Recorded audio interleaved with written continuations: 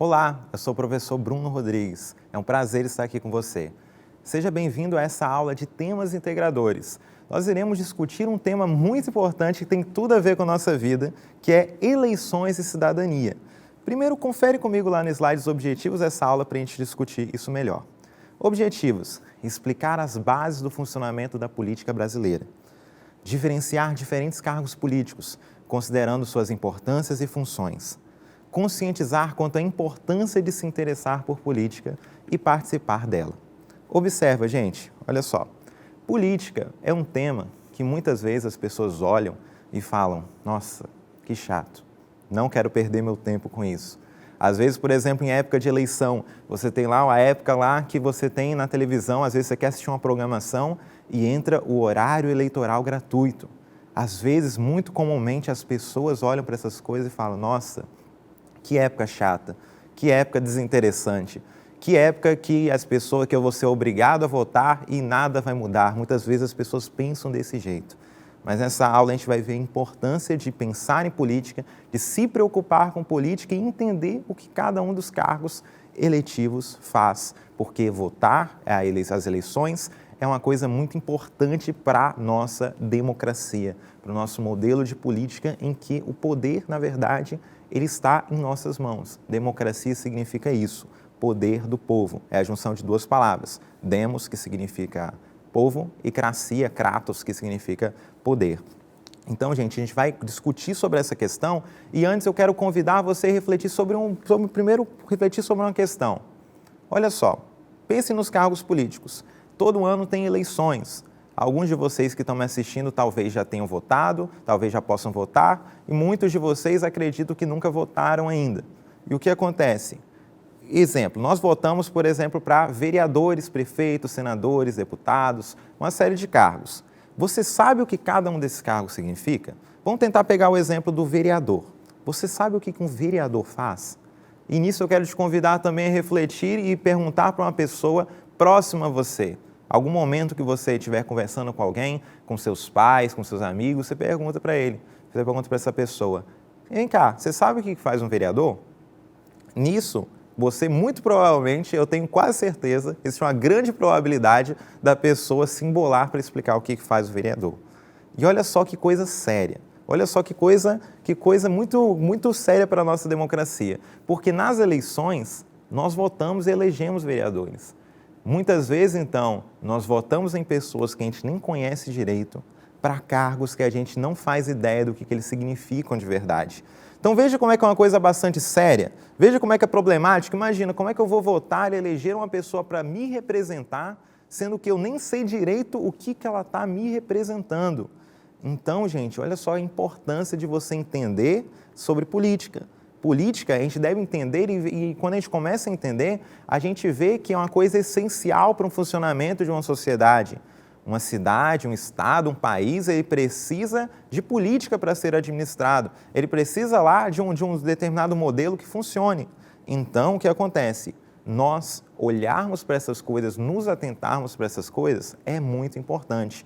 Por isso eu quero te convidar a ter mais atenção com isso. Por quê? O que acontece? Talvez você pense assim: nossa, eu não me interesso muito por política, parece uma coisa muito chata. Não entendo como política funciona. Talvez você pense assim: ah, tudo bem, eu não preciso me preocupar com política agora. Eu estou aqui no ensino médio, estou no ensino fundamental, eu não preciso me preocupar com política agora ainda. Eu depois, quando eu ficar maior, me preocupo com essa questão. Só que o que acontece? A gente tem muitos adultos, muitas pessoas adultas, pessoas idosas, pessoas que votam, pessoas trabalhadoras, que também não se interessam e também não entendem de política. Para analisar essa questão, eu quero convidar você a refletir sobre um filósofo muito importante, um filósofo iluminista que ele influenciou muito o pensamento político e que as ideias dele acabaram depois influenciando a nossa política brasileira. Nossa política brasileira também tem a ver com as ideias do Montesquieu. Confere comigo lá no slide. Barão de Montesquieu, esse filósofo que eu quero apresentar para vocês, filósofo que viveu ali no finalzinho do século XVII e viveu ali até metade do século XVIII. Foi um filósofo iluminista que sistematizou a tripartição dos poderes políticos. Defendeu que o poder político não poderia estar concentrado nas mãos de uma pessoa. Aí você me pergunta, Professor, tripartição dos poderes políticos, o que o senhor está falando? Relaxe, você vai entender. Montesquieu, ele dizia o seguinte, que o poder, que a administração do poder político, ele precisava ser dividido em três. Não poderia uma pessoa só ter todos os poderes concentrados em si. Ele está dentro do contexto histórico do iluminismo. Você, dependendo da sua etapa de ensino, você já deve ter estudado esse movimento em história, em filosofia, que significa o quê? Foi um movimento que ele contrariou o absolutismo, contrariou o antigo regime, contrariou a ideia de você ter uma pessoa com poderes concentrados nas suas mãos. Por quê? Porque quando o poder está concentrado na mão de uma pessoa, imagina uma pessoa, um administrador, um político, imagina, por exemplo, se o nosso presidente ele pudesse fazer tudo o que ele quisesse. Imagina nisso. Imagina, você tem lá o presidente da República, imagina que ele pudesse fazer tudo, criar a lei que ele quisesse, pudesse julgar as leis do jeito que ele quisesse, pudesse fazer um ato qualquer que tivesse no interesse na cabeça dele. Imagina, se a gente tem esse cenário, é muito comum, é muito propício que exista abuso de poder. Observe então como é que isso aqui é problemático. Olha só o outro slide aqui do Montesquieu sobre a divisão dos poderes. Divisão dos poderes. Executivo é aquele que executa as leis, legislativo cria as leis, judiciário julga as leis. Já explico direito. Os poderes devem ser harmônicos e interdependentes. Olha a frasinha do Montesquieu, só o poder freia o poder. O que acontece, gente? Olha essa frase, a gente começa essa parte com essa frase. Só o poder freia o poder. O que Montesquieu está dizendo? Só um poder é que pode ser colocado como limitador para outro poder. Então, se você tem uma pessoa só, concentra todos os poderes nas suas mãos, a tendência que Montesquieu aponta é abuso de poder. Então, observe aqui no slide, o poder executivo, aquele poder responsável pela execução das leis, e vai ser responsável por isso. Não vai criar as leis, porque a gente vai ter um outro poder que é chamado de poder legislativo, responsável por isso. E também temos o poder judiciário que está ali para julgar essas leis. Olha só, então, volta aqui. A gente tem o seguinte, essa divisão dos poderes é proposta por Montesquieu para não haver abusos, porque ali você vai ter limitadores, agentes que vão ter seus poderes limitados. Mas você fala, professor, tá, entendi. Tivemos a divisão dos poderes, executivo, legislativo, judiciário, entendi o conceito, mas como que isso se aplica na política brasileira? Você vai observar aqui comigo nesse próximo slide. Olha só, nesse próximo slide a gente tem uma tabelinha. Cargos eletivos e as lideranças dos três poderes. Aí você vai ter, nessa tabela, a esfera executiva, a esfera federal, estadual e municipal, a divisão de cada uma dessas esferas no âmbito executivo, legislativo e judiciário.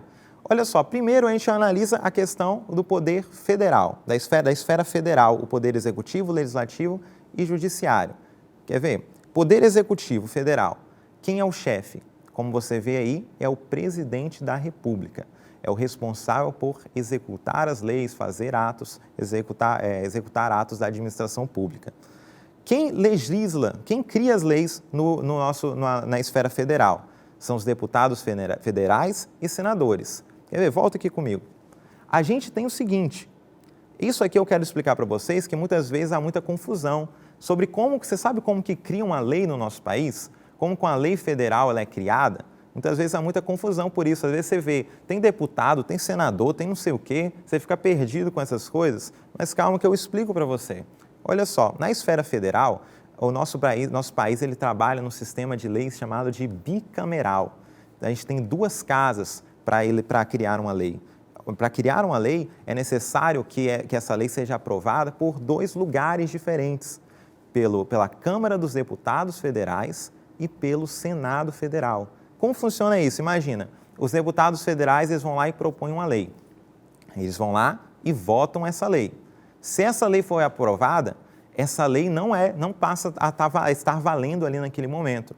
Essa lei vai para o Senado Federal e o Senado Federal aprova essa lei também e aí depois vai para o presidente que ele veta ou sanciona a lei. Se ele vetar a lei, ela volta, aí tem que ter mais uma outra votação. O que acontece, gente? Só a gente entender esse contexto, porque muitas vezes as pessoas confundem. Muitas pessoas, eu creio até que se a gente fazer uma pesquisa, talvez até a maioria das pessoas não entenda direito como funciona esse modelo. que a gente tem justamente isso. A questão de você ter uma lei, para você criar uma lei federal, você tem essas duas casas. Então, quando você observa, por exemplo, esses processos lá de criação de leis, é um processo bem demorado, de criar emendas à Constituição, o processo lá de você aprovar projetos de lei, são processos muito demorados, que passam por essas duas casas, tem essas votações. E no Poder Judiciário, dentro da esfera federal, a gente tem como instância máxima o STF, que é o Supremo Tribunal Federal. São aquelas pessoas lá, são os ministros que usam aquelas togas, que usam aquelas espécie de capas, né, que você vê. Esses são, o STF é a instância máxima do Poder Judiciário. Só coloquei só uma observação, uma coisa que você precisa observar, é que os poderes judiciários, eles não são eletivos, tá? A gente vota no Poder Executivo e no Poder Legislativo. Poder Judiciário, a maioria dos cargos eles são ocupados mediante a concurso público, mas no caso do STF é uma nomeação que o presidente da República faz assim que surge uma vaga. Então, nosso modelo político aqui, você está começando a entender como funciona o nosso modelo. Revisando, então, a esfera federal. Você tem lá como instância máxima o presidente, o Poder Legislativo, você tem lá os deputados federais e senadores, sendo que a lei, para ser aprovada, precisa passar por essas duas casas, independente de qual passe primeiro. Às vezes pode-se começar tanto no Senado como na Câmara dos Deputados, e no Poder Judiciário, na sua instância máxima, você tem o STF, o Supremo Tribunal Federal, e outros tribunais superiores. Tem o Tribunal Superior Eleitoral, do Trabalho e assim por diante. Agora, como funciona na esfera estadual, gente? Na esfera estadual, olha lá comigo lá no slide. Você tem lá o governadores, você vai ter lá um governador lá que vai ser o chefe do Poder Executivo estadual, você vai ter os deputados estaduais e os tribunais de justiça diversos lá no Poder Judiciário. Pode voltar. Aí o que acontece? A gente tem o seguinte, o Poder Executivo, dentro dessa esfera estadual, a gente tem essa divisão que eu demonstrei para vocês. Então, aí, como que cria uma lei no Estado? Quem cria a lei? É o governador que cria a lei? Não. Quem cria as leis no Estado são os deputados estaduais. Aqui no Estado, eles ficam ali na Assembleia Legislativa, que ficam ali em frente lá ao Shopping Vitória. Eles ficam ali naquele ponto. E mostra o quê? A gente tem justamente essa questão dessa divisão desses poderes que ele acontece em todas as esferas. Vão comigo lá no poder municipal, na esfera municipal. Poder executivo, prefeitos, poder legislativo, vereadores, e o poder judiciário não há. As causas são julgadas pela justiça estadual ou federal. Agora você entende que a função de um vereador é legislar, é criar leis para o município. E o que acontece, gente? Por isso a gente precisa ficar atento. Porque, por exemplo, você imagina uma época de campanha. Você está lá, um vereador fala, se você me eleger, eu vou asfaltar tal rua, eu vou cobrir determinado buraco, eu vou fazer determinada obra para o município, vou revitalizar a praça da cidade, e etc, etc, etc. Essas promessas, gente, não dizem respeito à função do vereador. Então, observa, como é que é importante a gente entender o que cada cargo faz para que a gente possa votar com mais consciência e não ser enganado. E aí você pode pensar novamente aquele ponto que eu destaquei. Você pode pensar, mas eu não voto ainda, eu não quero me interessar por isso, mas desde já entenda essa importância. Porque muitas pessoas crescem, elas se desenvolvem, elas se tornam pessoas adultas sem entender essa importância, sem saber votar com consciência. Pegam, votam no candidato que parece mais bonitinho, que entrega um panfleto, não sabe a quem votar e vai lá e vota naquele candidato. Mas cuidado, votar é uma coisa muito séria, exige muita responsabilidade. E nisso eu também quero reforçar a questão das campanhas. Quando você observa uma campanha política, todos os candidatos eles parecem ser quase deuses na terra, parecem ser as melhores pessoas do mundo. Mas cuidado com isso. Tenta analisar as coisas, tenta analisar não apenas o discurso que está sendo passado para você, mas tenta analisar com cuidado quem é de fato aquela pessoa, se aquela pessoa já executou algo, se aquela pessoa já tem alguma trajetória na vida pública, se aquela pessoa já tem alguma experiência. Tenta analisar isso, porque muito facilmente os discursos os discursos políticos, eles são feitos por profissionais contratados especificamente para convencer você. Só que para isso, para a gente votar com consciência, a gente não pode ser convencido por qualquer coisa. Nosso objetivo aqui com essas aulas é nos tornarmos cada vez pessoas mais críticas. Pessoas que quando alguém vai lá e diz alguma coisa para você, você fala, peraí, calma aí, deixa eu pensar um pouco mais sobre isso. Será que é isso mesmo, do jeito? Será que as coisas são desse jeito mesmo que essa pessoa está falando para mim, do jeito que ela está tentando me convencer? Então, devemos tomar cuidado com isso. E olha só, observa aqui no nosso próximo slide uma ilustração sobre a Praça dos Três Poderes. Aqui ilustra um pouco, aqui você tem lá a imagem de Brasília, você tem lá na primeira imagem o Palácio do Planalto, que é a sede do Poder Executivo, é lá onde o presidente da República lá governa o seu país, o Congresso Nacional no meio, aí você tem lá esses dois monumentos, assim como se fosse um copo aberto, um copo fechado. Um deles é a Câmara dos Deputados, outro é o Senado Federal. E aí, na terceira imagem, você tem a foto do Supremo Tribunal Federal, que é a sede do Poder Judiciário. Ok? Então, observa, gente, eu coloquei essa imagem aqui para ilustrar como que funciona lá em Brasília, lá cada prédio, você tem lá um prédio determinado, tudo ali na chamada Praça dos Três Poderes. É lá onde o nosso país, as ordens principais, as ordens federais do nosso país, elas são administradas, são mandadas. E observa aqui no slide um ponto importante, que é quem deve votar. Todo mundo precisa votar? Um ponto importante que você saber também. O voto ele é obrigatório para todos aqueles alfabetizados, maiores de 18 e menores de 70 anos. O voto é facultativo para maiores de 70, maiores de 16 e menores de 18, nesse intervalo entre 16 e 18, e analfabetos. Para esses o voto ele é facultativo. E eu quero chamar a atenção também, você deve pensar assim, o voto ele é uma conquista, e é uma conquista que nós devemos, de fato, valorizar, porque nem todas as sociedades, as pessoas podem votar, podem participar ativamente da política. E ao longo da história tiveram muitas conquistas. Não faz muito tempo que mulheres não poderiam votar, teve uma luta para que mulheres pudessem votar. A ideia é que a nossa sociedade ela vai se transformando e as nossas leis, agora com a nossa democracia, a gente tem essa possibilidade de votar e que é uma coisa que nós não podemos negligenciar. Você não pode simplesmente desperdiçar o seu voto quando você for votar, por exemplo.